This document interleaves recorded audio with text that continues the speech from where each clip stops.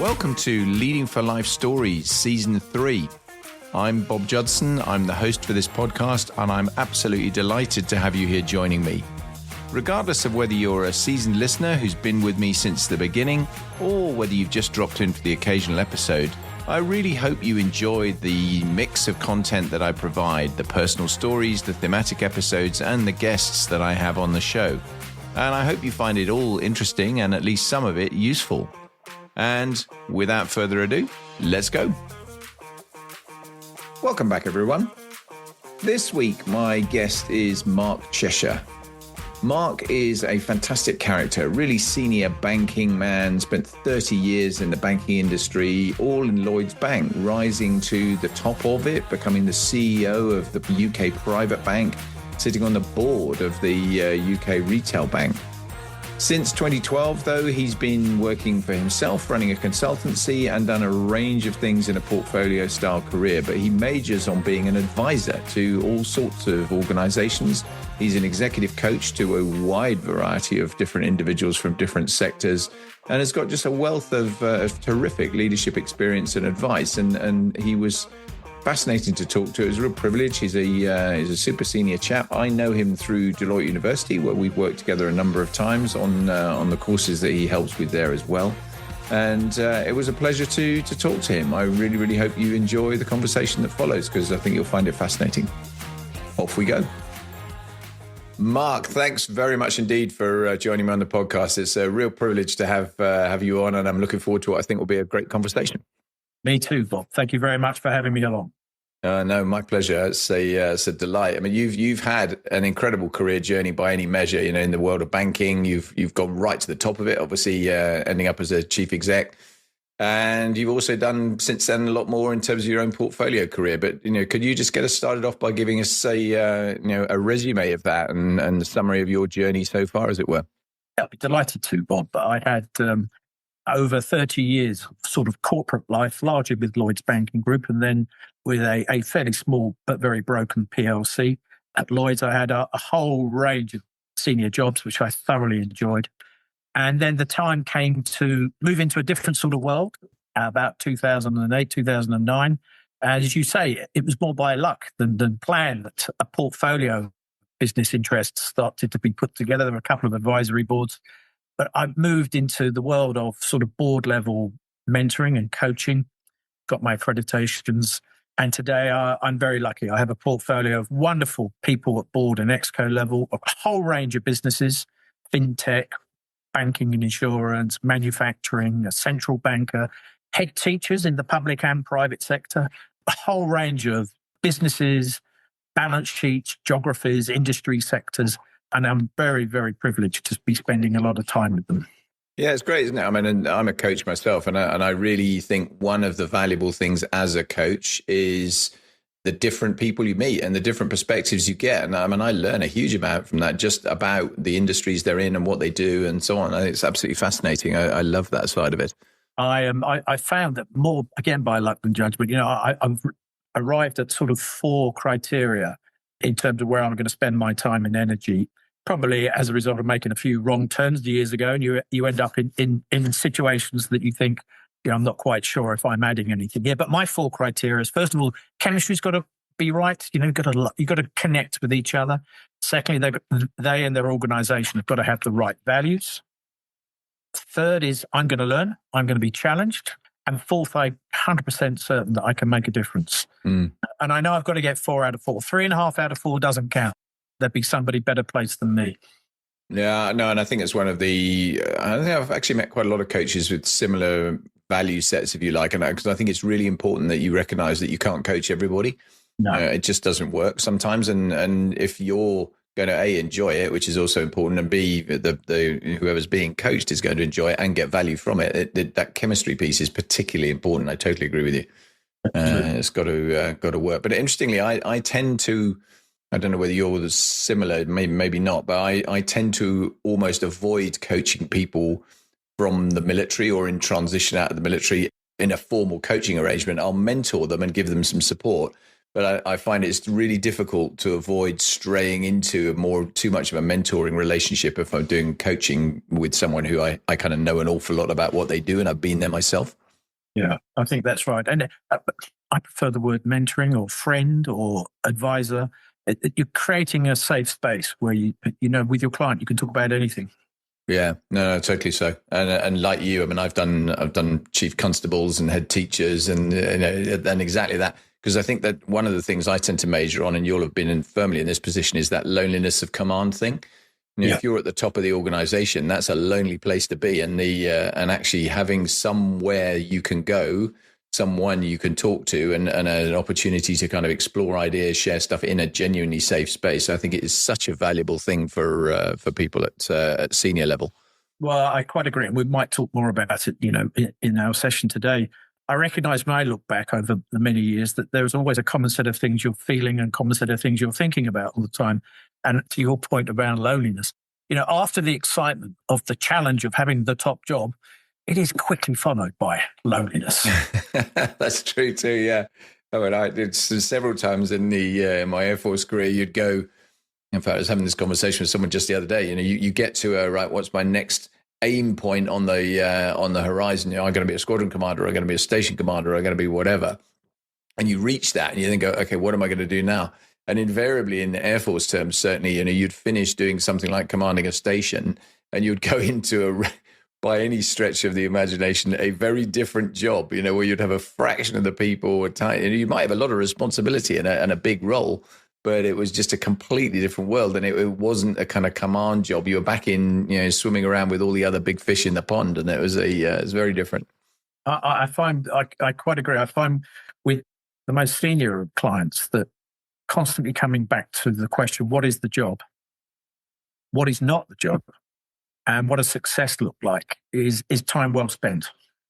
No, totally so. I mean, keeping that, interestingly, principle of war number one, right. Selection and maintenance of the aim, is so applicable out to civilian world stuff as well. And it's such a good analogy for that.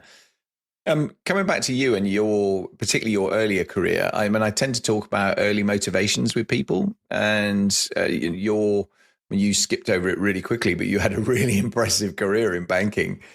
So what got you into that for a start? And just tell us a bit more about that kind of banking experience. I probably fell into it by accident, but during the jobs fair coming out of university, I met somebody who's running the recruitment desk for Lloyds Bank, who was a big rugby person, and that's my big passion. I was pretty good at it, played a lot of representative rugby, and he seemed to recognise who I was and was telling me all about the bank's sports club and how you can have time to go and play more rugby.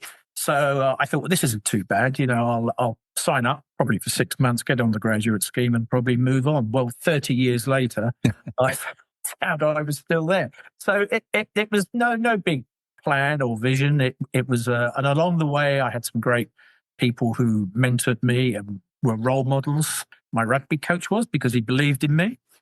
My grandfather was, because he was a great man. And then when I look into the world of Lloyds Bank, we were so lucky. There were so many special people. Sir Brian Pitman was our chief executive and then our chairman for many years, and just had the great common touch where everybody felt that they'd heard from him. We knew what the mission was. We knew what the goals were. And it was consistent over many, many years. So I was very fortunate. All sorts of different people on the journey. Yeah, nice. How long did you keep up the rugby for? Well, it's a good question. Mid-20s when the injuries started piling up. Yeah, and you've got a career, you can't be coming in with a black eye or a broken arm the whole time. And I'm 5'8" and about 13 and a half stone. If you're running into somebody who's 6'8" and 18 stone, there's only one winner. So I hung my boots up. But then I made the big mistake of having a comeback. Never go back. It doesn't work. Yeah, not in that sport, well, that's for sure.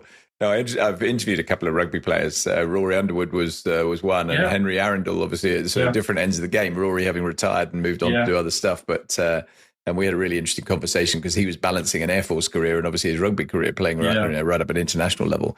And Henry, I mean, Henry's dad used to work for me, so that was where the connection came. That was the first one I did with two people on the podcast. It was great, actually, and I think the interesting thing about that level of rugby particularly is the kind of professional game and the development of the professional game in all sorts of ways. I mean, the science of it in terms of, the level of detail they go into with the analytics around it, the whole process that they're going through, but also actually the physical aspect of it, because it's become a really, really physical game now. I mean, it was always pretty physical, but I think at that level, they're tanks and and they take some big hits, don't they? It's a tough watch sometimes. Yeah, much better from the settee. Yeah, I totally agree with that. I mean, as you know, the podcast is very much about leadership, and I tend to ask people about development, evolution of their own leadership style across time, and whether that's unconscious, whether that's conscious. You in particular, you've gone through all those different layers in the same organization, which is challenging sometimes to do that. I'm just interested in how you adapted and what you did, what you saw in yourself as a change over time.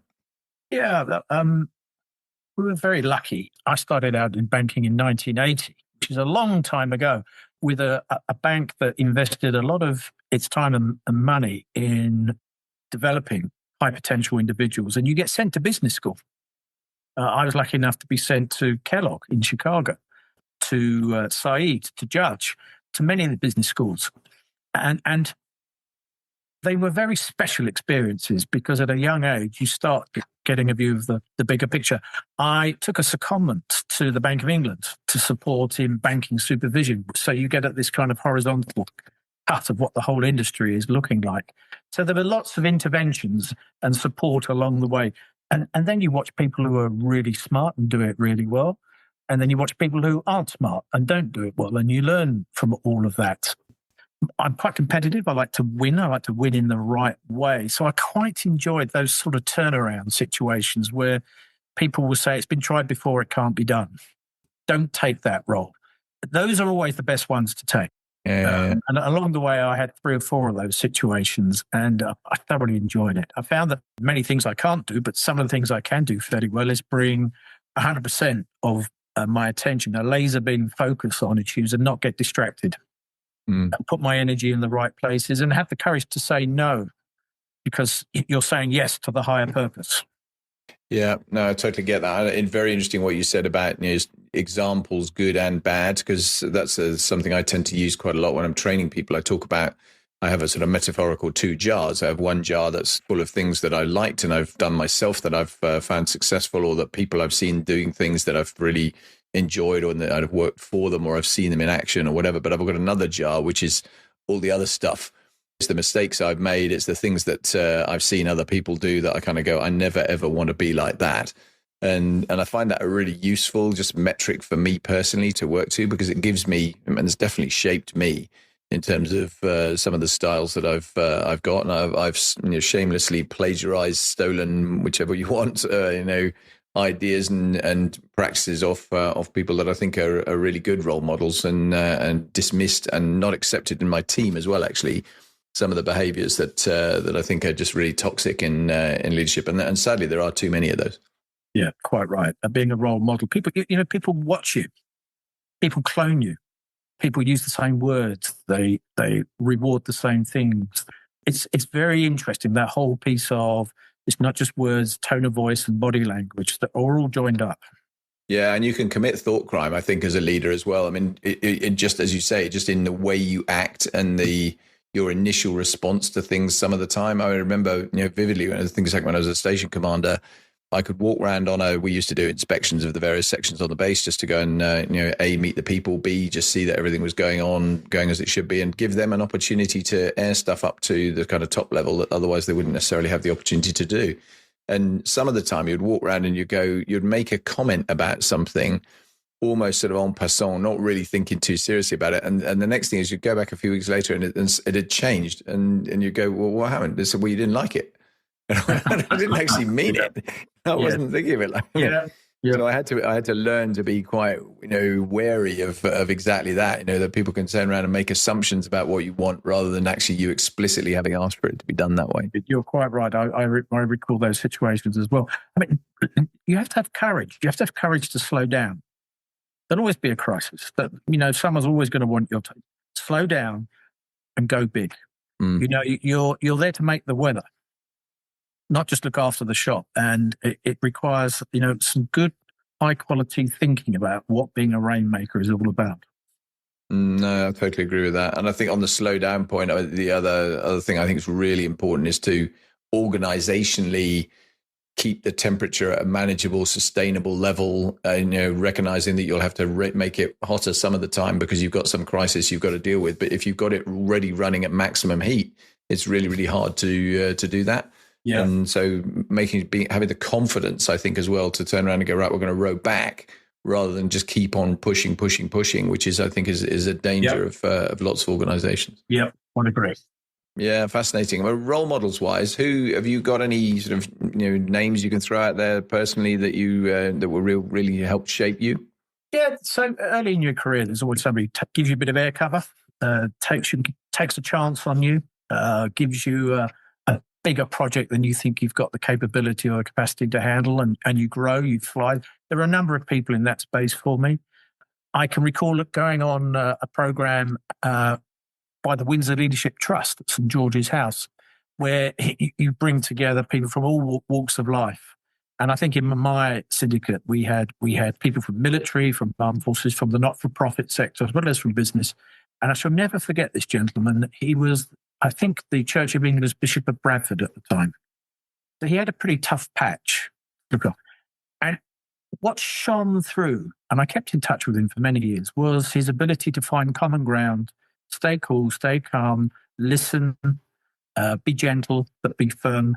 And it was an incredible skill. And I've never forgotten what I learned from him for sitting in the same syndicate for him for many years. I went to see him in Bradford, actually, and he took me around in his little car, his patch. It was a tough old patch. And he was a wonderful man. So there were people like that you're blessed with spending time with on your journey.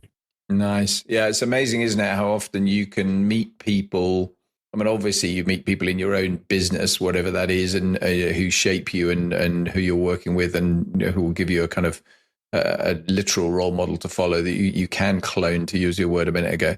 But I've also had exactly the same experience where I've worked a few times on leadership exchange type schemes. There's a good friend of mine still to this day. I've done a podcast with him actually called Phil Crossman, who rose to be the chief exec of Honda UK. And he was the head of sales for Honda UK when I was a station commander. And we did this swap thing where I went to Honda, he came to Coningsby. And of course, they're completely different industries, nothing in common really that's obvious in terms of what we were doing. But yet the amount of things we could learn from each other was enormous, really valuable. And I think it's sometimes it's that not so obvious thing that is worth your time and effort to go and get a different experience and a different sort of lens to look through, because it really does make a difference.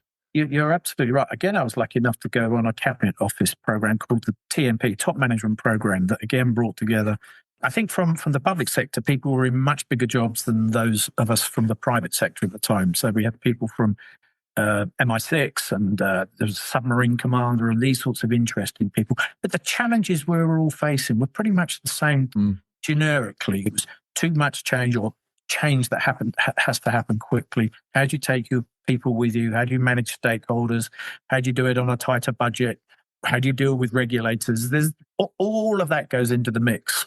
Yeah, no, totally. I mean, interestingly, and a sort of related theme, I suppose, when I started working for Deloitte full-time after I left the Air Force, the very first engagement I did with Deloitte was with Barclays Bank.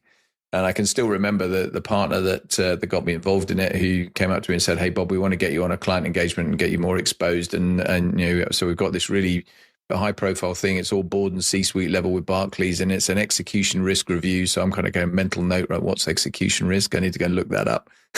and he was watching the color draining from my face, I think, because I then said to him, "Chris, I have a bank account. That's it. I don't know anything about this, nothing at all about this sector." And he went, no, it'll be fine. And actually, the interesting thing, wind the clock forward a few weeks, and I was actually in some of these senior meetings, having got my feet under the table, understand which way was up and all that sort of thing. And I was conscious that, the bank was paying for me as a Deloitte director, obviously not inconsequential fees. And that was definitely something I was thought, are they going to feel they're being ripped off here? I mean, are they conscious that I don't know anything about what they do? And actually, they were really good about, when we talked about it quite openly, they said, no, this is brilliant. because you've come from a totally different world at a senior level doing stuff. You're bringing a whole different set of perspectives without all the group think. And again, I think that's, from a leadership point of view, is such an important thing to expose yourself to, that you're freshening up your view a little bit, and you're getting a different set of perspectives rather than just kind of progressively becoming more and more myopic if you allow yourself to be totally stovepiped in your thinking. Absolutely right. Yeah, it was fun. That's for sure. It was really interesting in the end. Talking specifically about leadership traits, when you in yourself, but also in others. I mean, what do you've mentioned a couple of things already around courage and so on, but what do you look for, and what do you expect from the people that are working from you as you've gone up the ladder? Yeah, so there's a discipline. Again, many of the situations I was in, it was a turnaround. And it had to be done rapidly. I can remember one business that barely had enough cash to run the payroll the following month. These were hot situations. So it was around bringing together a high-performing team that's going to execute at pace with discipline, where performance management had to be of the highest order, when you don't get distracted. And that was the space, I think, where I had something to offer. There'd be other spaces where I wouldn't make a contribution in that sense. So turnarounds, focus, laser beam focus, joined up thinking where it all tick and ties and is synchronized. I wasn't one for blue skies and big ideas and leaving things loose. I like things kept simple and actionable, because time is short and you've got to do something with all this stuff. So make it simple and actionable. Yeah. And what did you, in bringing your people on, when you were looking as a leader, looking downwards now, what did you do to kind of develop them, to get them the skills you wanted to make the job most effective? How did you impart some of that? Yeah, I found it actually, it was more than just an interest for me. I found it was part of my DNA. I'd spent some time at Lloyds Bank's Management Centre designing and delivering various management training courses. And I always wanted to be the business sponsor in leadership pipeline development. And I recognized, actually, when you're putting together your top team, you have to have diversity. You have to have people who are wired up in a different way. So, and I made a few wrong terms with some of that hiring. And I learned from that you have to have somebody who's going to have the courage to call out things that aren't tick and tied and synchronized. But I would get very personally involved. I'd have a clear idea about what the overall mix needs to be. I also particularly like looking down through the organization and bringing up quicker a younger generation. That sent out some nice signals around the business. It created a sense of restlessness, just to give younger people an opportunity in much bigger jobs than perhaps they might have expected, and give them the air cover that they deserve, so they can just flourish in that new situation. I totally agree with that. I think the interestingly reverse mentoring, bringing people up through the system where they're getting exposure early. I've seen that corporately, where I think it's worked really, really well, where people are brought in for a day or three to come and actually look at doing that, and invited not just to sit there and watch what goes on, but actually to comment and to have a view. But the other thing we used to do a lot in the military was, you had personal staff officers or military assistants who would work in senior roles. You'd have an individual who'd be working for you very directly in it, and it wasn't a secretarial role at all. You tend to have a PA or something with you, but you'd have someone there who was literally the first filter for everything, chief of staff, if you like, that would be in all your meetings, would listen to your phone calls. And the benefit for them, of course, it wasn't just that they were saving you time, which they definitely did, and it was very, very helpful, but the benefit to them was enormous, because they went back into the organization with a completely different perspective of the higher sort of strata of the way it worked. And and that, in terms of furthering their own careers downstream, was enormously beneficial. And if you look at a lot of very senior people in the military, they've all done those kind of jobs at some point, because it's seen as such a pivotal thing. Right. Yeah, that sounds super. Yeah, it does. It works really, really well. Looping back then to you as a young man, if you had all your time again and you wound the clock back to 1980, interestingly, I joined the Air Force in 1980 as well. So we all reflect a bit, I think, on this. But what would you be saying to young Mark if you had your time again? I'd be fairly pleased with the journey. I thought you might ask me this question, and then my first thought that came into my mind was, could I have taken more risks? as a leader, certainly come from a more cautious place. And I just wondered earlier, could I take him? And then I reminded myself that actually some of the career choices I made were a little bit risky. Leaving on a secondment for 2 years. So you leave your host organisation and go into the central bank at a time where there are lots of issues in the banking industry in the UK to support the supervisors was pretty risky. But boy, the rewards were fantastic. I learned so much. I'd like to think I made a little contribution along the way. So I think on balance, I'm pretty happy actually that I did take a few risks as well as perhaps some things that are a little more straightforward. Okay, interesting. I probably, the other thought I've got is, you go to university, you get your degree, then you fall into your professional exams. And I wonder if I could have taken a little bit of time away from, working so hard at weekends on professional exams and perhaps branched out in other ways. But overall, Bob, I'm pretty cool and calm with it. Yeah, nice. I mean, you're actually, you can tell me if I'm wrong here, but having joined Deloitte and done that first financial thing, I ended up, funny old thing quite quickly as in the consultancy world as a Euro financial services guy, which hugely amused me. But quite a lot of people I talked to had full careers in the finance world, but they'd moved organizations a lot. And a lot of the time they'd actually moved to get promoted, because that was basically the way that it seemed to be operating with a lot of the big banks. Yeah, you stayed largely, with some movement around, as you described, in the same bank you're pretty much your whole career. Is that unusual? No, at the time it wasn't. It would be now, of course. But that generation at that time, I think that's the way careers were put together. Sometimes I had to check the name of the organisation over the door because there was such a wide variety of roles. I was lucky enough to go from corporate banking to retail banking into some central functions, and then to wealth management and the private bank. It felt like different organisations each time, although, the DNA was still green and blue. Yeah, and interestingly, I think there's also, if you're looking from the outside in, as it were, into banking, it's a bit opaque to a lot of people. B, reputationally, we'll come on and talk about the sort of wider stuff in a while, but I think reputationally, when you look at banking, it hasn't got the best reputation from the point of view of the sort of fat cat salaries and all that sort of thing for a lot of people looking at it.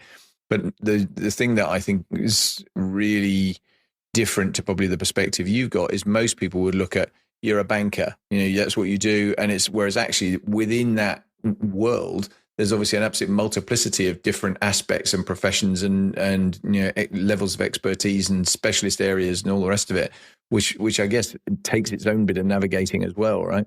Absolutely right.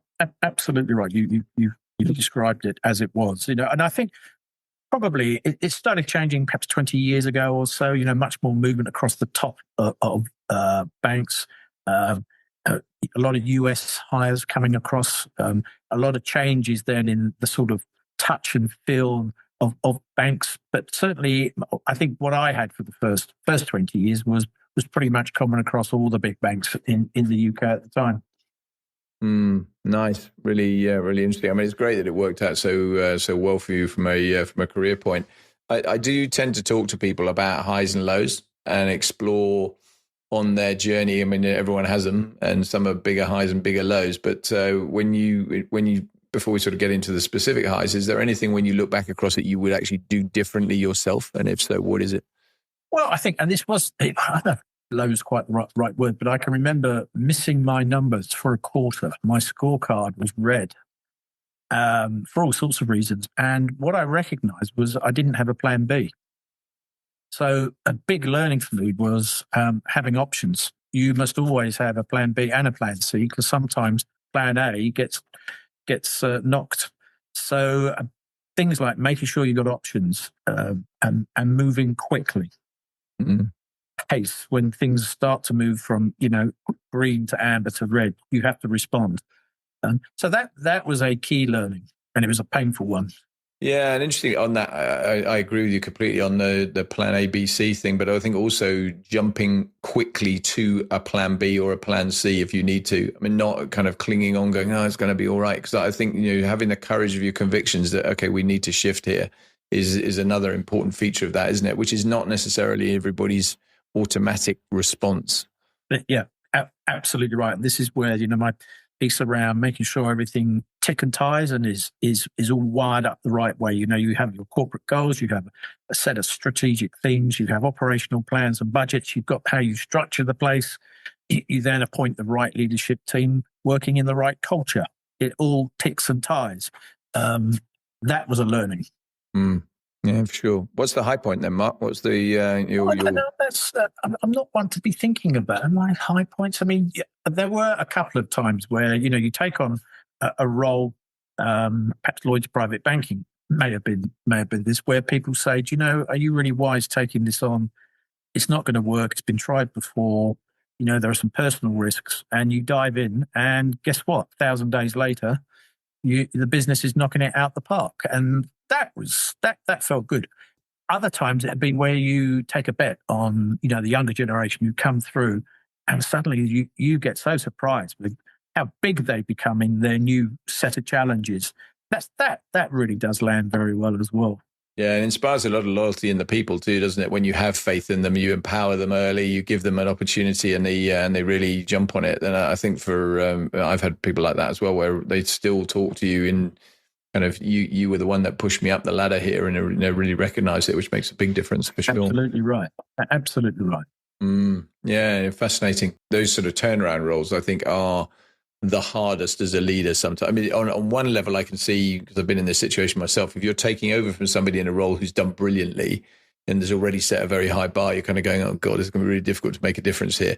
But, at least you've got an organization that's flourishing and doing really well. On the other end, going into an organization that is not doing so well is obviously more of an opportunity, but it's also significantly more of a challenge from a leadership point of view. And that I guess that's depends on the way you're wired, whether that's your cup of tea or not. And clearly it's your cup of tea.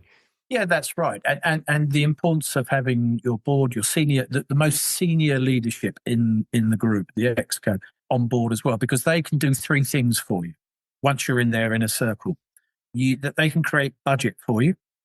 They can create a strategic direction for you. And really importantly, thirdly, they can create sponsorship. They're interested. They want to make a contribution. And that's very powerful. No, 100%. What about sadly, pretty much for every high, there's got to be a low. What's your career low point? Well, I think I touched on earlier, you're accountable and you have a scorecard. And I remember going through a tricky period where some of that was red because we made a few missteps on launching a new service. And when you haven't got a plan B. So that can be a tricky time. But we got through it, and within I think 4 or 5 months, it was all a sea of green. So that felt very good. But you just got to find some resilience, a sort of what I would call a tough tenacity, just to keep going and know you're going to come through the other side. And there'll be learnings from how we found ourselves in that sort of situation. So that was a situation.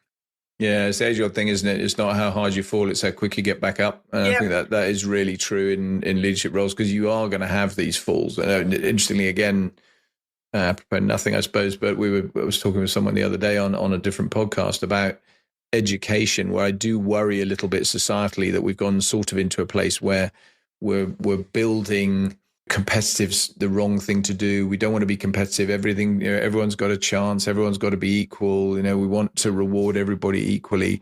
And the reality is, of course, life is competitive, and life is full of ups and downs and failures and successes. And I think if you're preparing people well for that in terms of life skills, you're going to give them a much better opportunity to be successful than if you're going to make it a very hard landing for them when suddenly life doesn't work out the way you thought it was going to. Yeah, you're absolutely right. And I guess just never forget, it's just a job. As much as we're all committed to it and how it takes a major part of our lives and our energy, it's just a job. You actually always have options. Yeah, that's true. And that's actually a great segue into the next question I was going to ask you, because you've had a very busy life in a very high stressful environment. I'm just interested in what you do personally. You mentioned rugby before, but de-stressing and relaxing and just giving yourself some kind of space away from work. What's your thing? Also, I have a little rule today that the admin of the day gets done in the day. It just keeps me honest, and it means nothing is ever carried forward. And that's a little habit. I used to have all sorts of daily rituals in corporate world. At the end of the day, I would give myself 2 minutes to reflect on how I'd spent my energy during the day. And I've asked myself, have I been proactive or have I been reactive? Where would I plot my energy?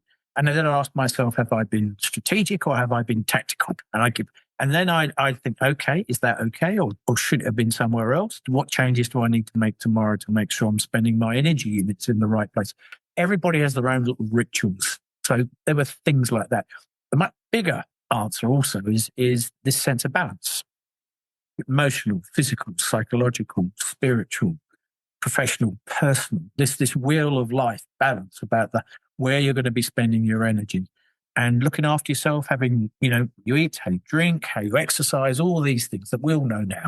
I was always quite good at. I kept myself honest on all of those things, and I just always tried to keep ahead as well in terms of what was going on in the market, any competitor moves, what that might mean for me and my business, just keeping edgy as well. I found there's a whole range of things, Bob. Yeah, are you good at kind of leaving work behind and going, when you're particularly in your corporate roles, could you sort of step away and say, right, I'm on holiday for the next 2 weeks, it's yours, or were you one of these people that constantly stayed on top of it? I was probably in between. I'm much better now. I really am. But during that journey, I was probably, when I should have been fully off, I was probably half off. And what I learned is that if you're never fully off, it's difficult to be fully on. When the energy units aren't there, so it's really important you spend a period of time fully off.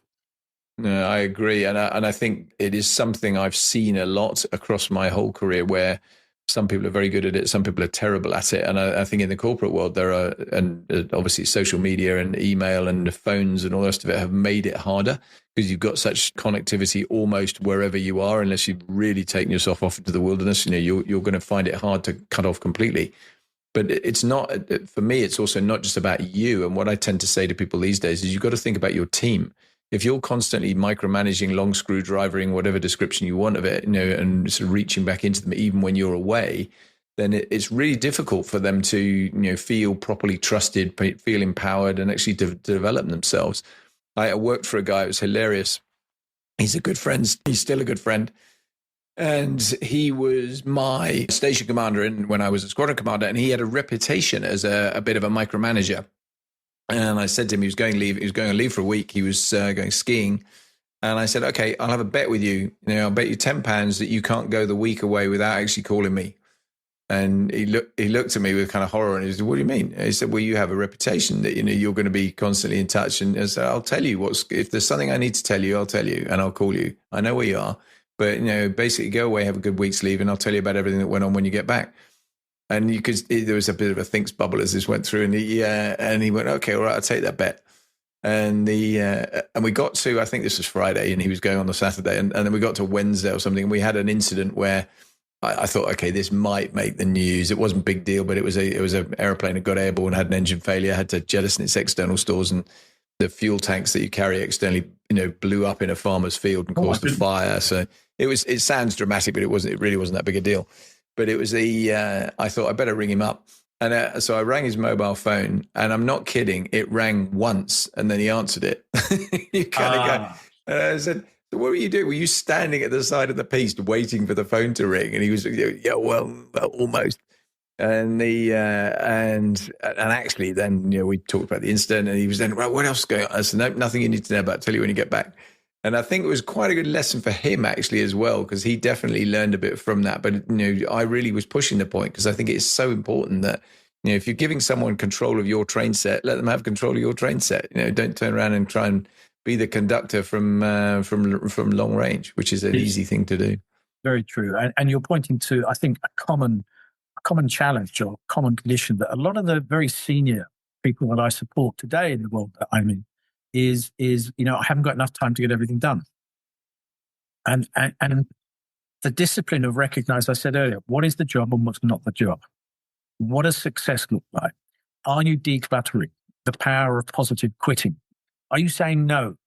And saying no is actually saying yes to a higher purpose. But many people haven't figured out that higher purpose is, because they're too busy being busy, and recognizing you've only got 100 units of energy every day. So it's always trade-offs. Are you spending them in the right place? And this idea of just slowing down, being optimistic, don't get isolated, have good daily disciplines, bring laser beam focus to the issues that needed. And also a sense that, this is based on no research other than my observations, is that those big leaders probably have a 10-year golden period. It might be a bit more, might be a bit less. But when I look back over all this, it feels like that you're in that special place where you're making a difference. Your stock is high. You're doing great things. And the golden period's about, and it will come to an end. People think it'll go on forever. It will come to an end because stuff happens. Stuff happens to you personally, to the market, to competitors, to customers. It'll come to an end.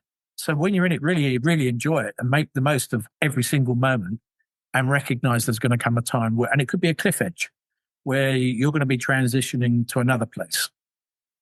I think it's great advice. I mean, interestingly, I went to, we had an away day session when I was in back end of my time in the military. So I was quite senior by that point. And we talked with one of the sessions during the day was a woman who was talking about stress management. And she said, you've got to be so careful in the world you inhabit that you're not in the kind of work, die point, because everyone's going to die. But what you want to do is work, retire, die.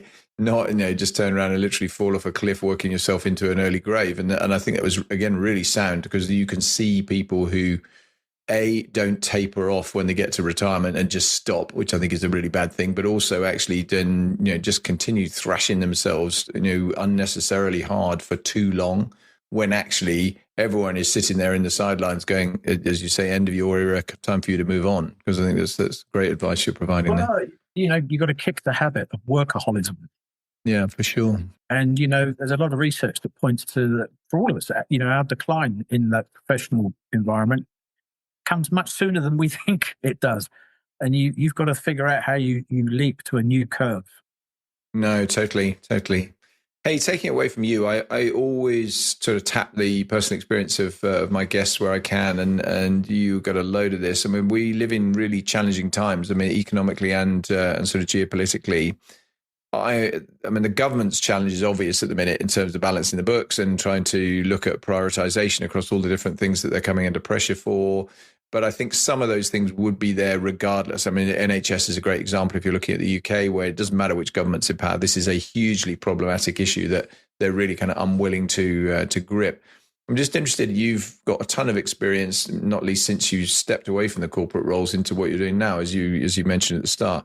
What's your kind of prognosis? Are we kind of in just a dip period that we're going to emerge from, fairly smartly, or is the train coming down the tunnel with an oncoming beam in the face? Well, I'm always an optimist. Always an optimist. We're smart, full of smart people doing smart things, and of course, artificial intelligence is opening up this fantastic new world for us all. So I'm. But my optimism is, I guess, a little tempered by all the challenges that we face. I thought you were going to ask me this, so I paid extra attention to my weekend Financial Times. And I thought I'd do a Wordle. I'd try and pull out all the topics just in one Saturday morning's read. Well, you can guess what's on the list. White House, Trump, tariffs, market reaction, Rachel Reeves budget, tax rises, the Oasis reunion, Edinburgh Festival, GB News, Gaza, Israel, Ukraine, Russia, mergers and acquisitions, Japan, Elon Musk, Disney, HSBC, trade wars, China and the Panama Canal, crypto and Swiss watches. How do you fight your way through all of this fantastic stuff and still have a clear view of where you're going? I think we've entered a period of what I've heard other writers call the emotional labor of leadership, where leaders' agility and resilience it's never been more needed, where you have to suppress some private doubts to show a public confidence. And it's exhausting. So you've got to have tools to cope, because it is lonely and it's extraordinarily complex. You have things coming at you 24/7. How do you synthesize it all so you can exercise cogent judgment and make good decisions? You're always under the media spotlight. So you've got to get comfortable with that. It's not just press and radio and TV. It's, of course, the whole social media piece as well. So I think as optimist as I do see a sense of not quite exhaustion, but a need to go to many of the topics you've been talking about in terms of rebalancing. Yeah, it's a really tricky time, isn't it? I think because some of these issues, I did a podcast the other day with Tom Tugendhat, and he was saying, there are only three ways the government raises money. It raises taxes, it borrows more money, or it cuts spending. And of course, none of those are very attractive to what they're doing. And I think particularly with balancing across the books, if you're looking at health and welfare and education versus, defense, national security, these are really challenging issues where you're trying to move massive amounts of money, GDP, across to to different things, and that is so politically toxic. It's really difficult. And set against that, you've got the kind of populist world, not just in the UK but elsewhere as well. Driving on specific issues around. Immigration in particular would be one in the UK at the moment, which is clearly, it doesn't matter which political party it is, whether it's Labour or the Conservatives, in terms of the big two. They're really threatened by that and the rise of reform, in particular in the UK, and you see some of it in terms of what's happening in the US too. And I think it's scary to see how this ends. I agree with you about being optimistic. I think I'm like you. I'm inherently optimistic, but it is pretty challenging at the minute when you look at some of these things in lots of bits of the world where you go, wow. Where do you go from here? I just finished reading Kim Darroch's book, actually, on his time. It focuses obviously a lot on his time in Washington, and he puts it over brilliantly, I think, when he talks about if you're Mr. Middle America, or indeed you're in the UK before at the time of the Brexit vote, and you're looking at the negatives of this and what your life looks like, and you're looking for a better life, and you're being promised the earth by politicians who've never delivered the earth over many years past, you're potentially looking for an alternative is entirely logical. So I kind of see why we're in that space, but it is a wicked problem in terms of seeing your way out of it, I think. It is, and the UK is not on its own. All the major economies around the world are faced with that set of very big challenges, and it needs a big dose of honesty and realism there. In terms of you can't be going into one room where you're in the revenue generating workshop and come up with all these ideas, and then go to the next room where you're in the cutting budgets workshop, and pretend that they're not all connected, as if some magic is going to be sprinkled on. You have to come down to a small number of initiatives. What they are, I don't know, but I am optimistic. Yeah, nice. So switch tack to the more sort of tactical level and banking. I think, and you all have a really strong view on this, having spent your life in it, really. But when you look at the world of finance, personal finance, and the way it's changed, I just find it extraordinary now that, I'm in this space myself. I use my phone for more or less everything to pay for it. I don't use cash very much. I hardly carry any cash these days.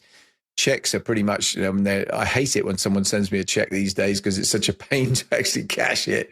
And certainly for a lot of banks, finding an actual branch to go and visit is really, really hard. I just think, again, it's a challenge for a lot of people in the base level of the world, if you like, who are just earning a living and working, how they're actually finding a way through this. What's your take? Are we better off with some of this, or is it? Yeah, so my optimism will share itself. I left the industry 16 years ago, and that was, like the ice age compared to the world we're in today. A bank's prospects are determined by macroeconomics, by markets, by model, and by margins and management. And after the financial crisis of 2008, banks were in good shape. Balance sheets are much stronger, better capital position, regulation is tight. And I think the digital developments are actually really terrific and exciting. And I'm like you, everything's done on the phone. And I don't like it when somebody sends me a check. In fact, I can't remember the last time sent me a check, but I get what you're saying. And, it's really important that banks are profitable. Really important. Would you like to keep your money in a bank that's not properly capitalized and losing money? You probably wouldn't. It's important they're profitable because they pay a lot of corporation tax, which finds its way into defense budgets and health and so on.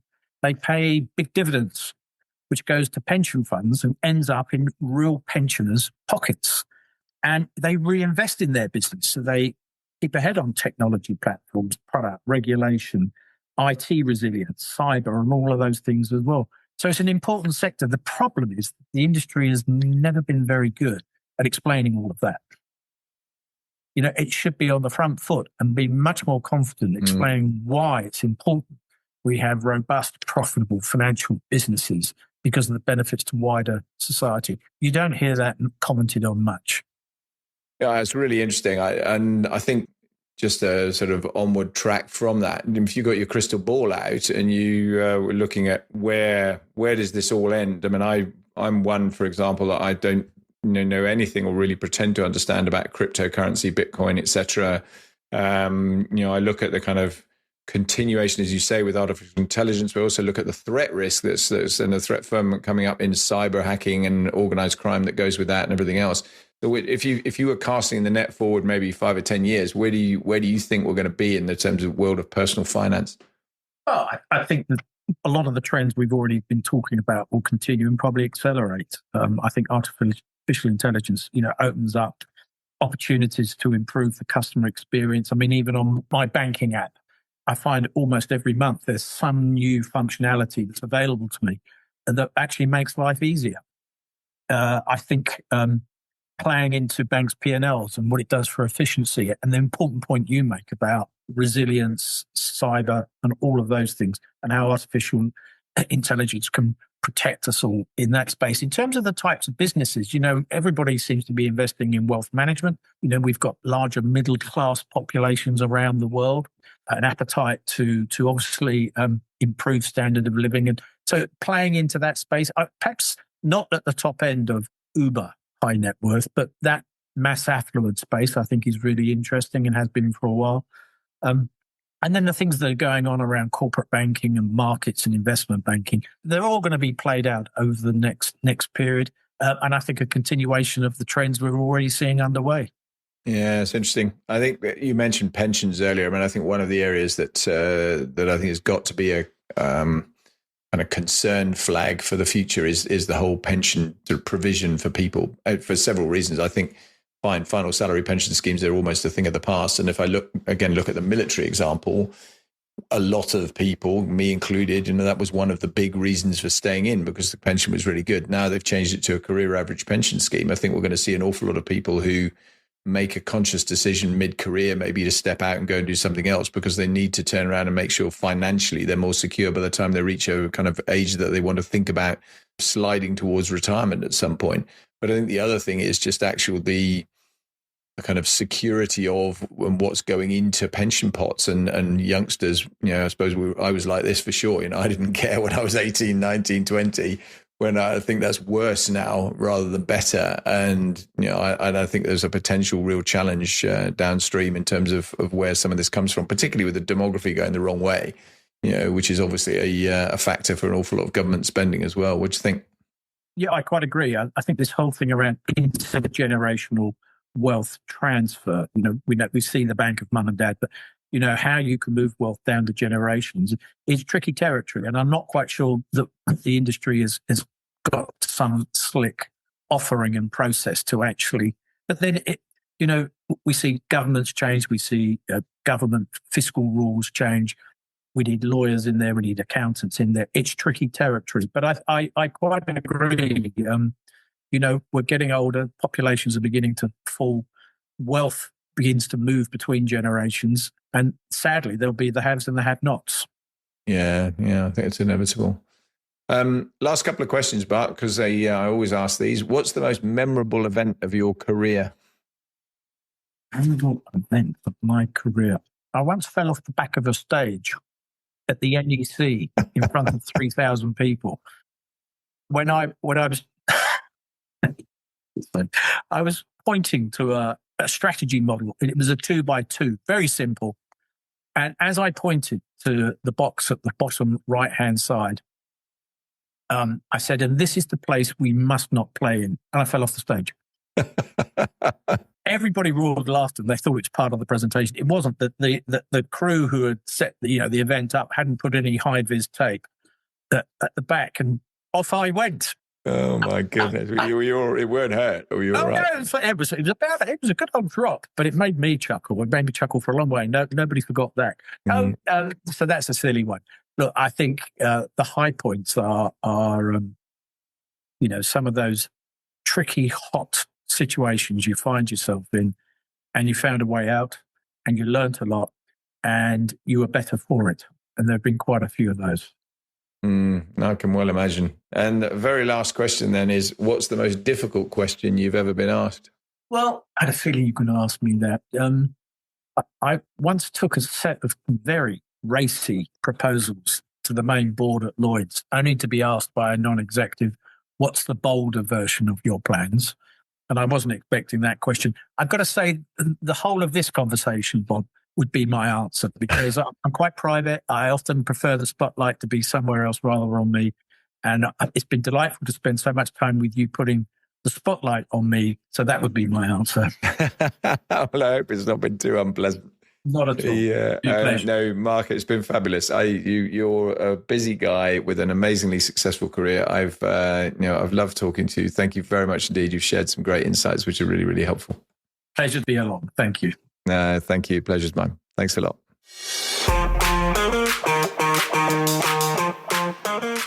I really hope you've enjoyed this session with Mark Cheshire.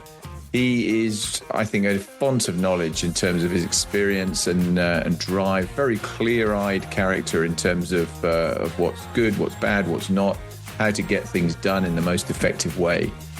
If you've enjoyed it, please share it. Please push it around your own social networks. Like it, subscribe to the channels, comment, post, repost, all those sorts of things to help boost his visibility, the podcast visibility, etc. That would really, really help everything that we're trying to do here. If you find it valuable, then please consider adding value back to me by financially contributing to the show by either going to the support the show link in your podcast platform or going to www.patreon.com/leadingforlife. And you'll find the opportunity there to become a supporter, a champion, or a patron of the show. And that would mean a huge amount to me, to what we do to support the effort of this podcast. And it's just a way you can support us to continue doing it. So if you fancy doing that and you fancy being helpful, then that would be really, really great. Thank you very much. Either way, though, as I always say, delighted to have you here, delighted to have you listening.